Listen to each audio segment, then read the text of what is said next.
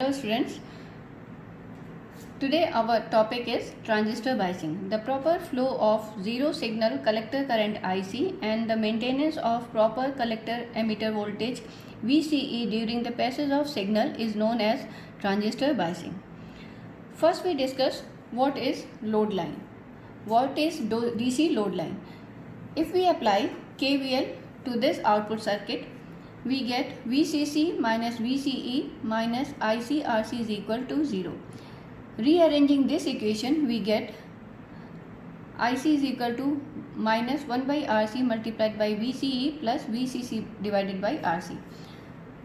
Comparing equation 2 with the general equation of straight line y is equal to mx plus c, we get y is equal to IC, m is equal to minus 1 by RC, x is equal to VCE and c is equal to VCC by RC.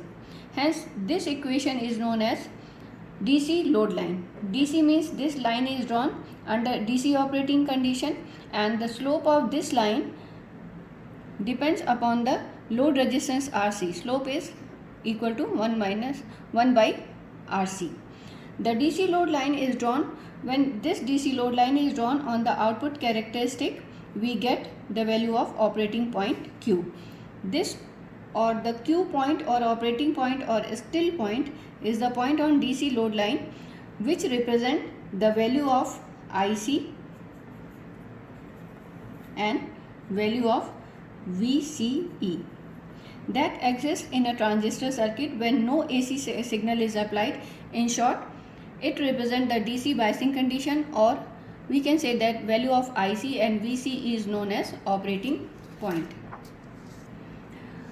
Note that for faithful amplification, Q point should be exactly at the center of load line. Factors affecting the stability of Q point: change in temperature, change in the value of beta, and variation of parameter from one transistor to the other. VB decreases at the rate of 2.5 millivolt per degree centigrade with increase in temperature. It means that if temperature increases, value of VB decreases. If value of VB decreases means IB decreases, and IB decreases means IC decreases or IC changes. Second, when current gain beta is also temperature dependent. If temperature changes, beta changes, and IC is equal to beta times IB, it means beta changes, IC changes, operating point changes. Third one is IC is equal to beta times IB plus 1 plus beta multiplied by ICO, where ICO is leakage current.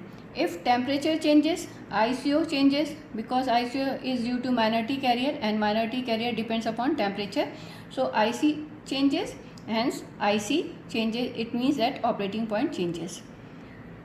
Stabilization of operating point. The maintenance of operating point stable is known as stabilization. There are two techniques of stabilization.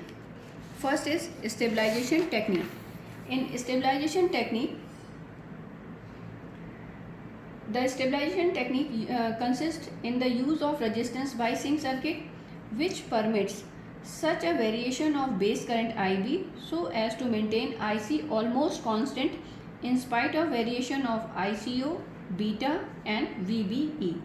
Next is compensation technique. In this technique, temperature sensitive devices such as diode, thermistors, transistors, etc. are used. Such devices produces compensating voltage and currents in such a way that the operating point is maintained stable.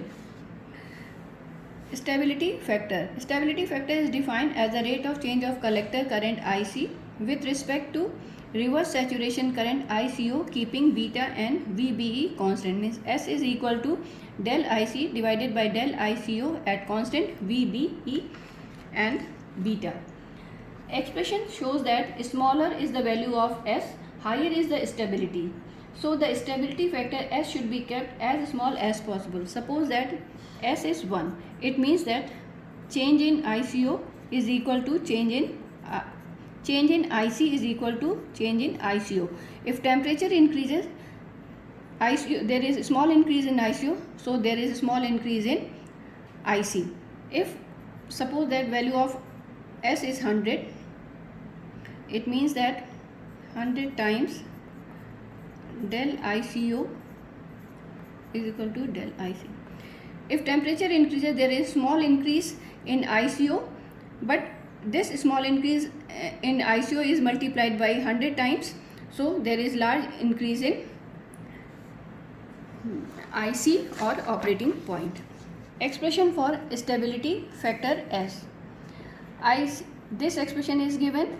Differentiating this expression with respect to IC, we get 1 is equal to beta times del IB by del IC plus 1 plus beta del ICO by del IC, and substituting the value of del ICO by del IC, substituting the value of del ICO by del IC, we get the value of S is equal to 1 plus beta divided by 1 minus beta del IB by del IC. Thank you.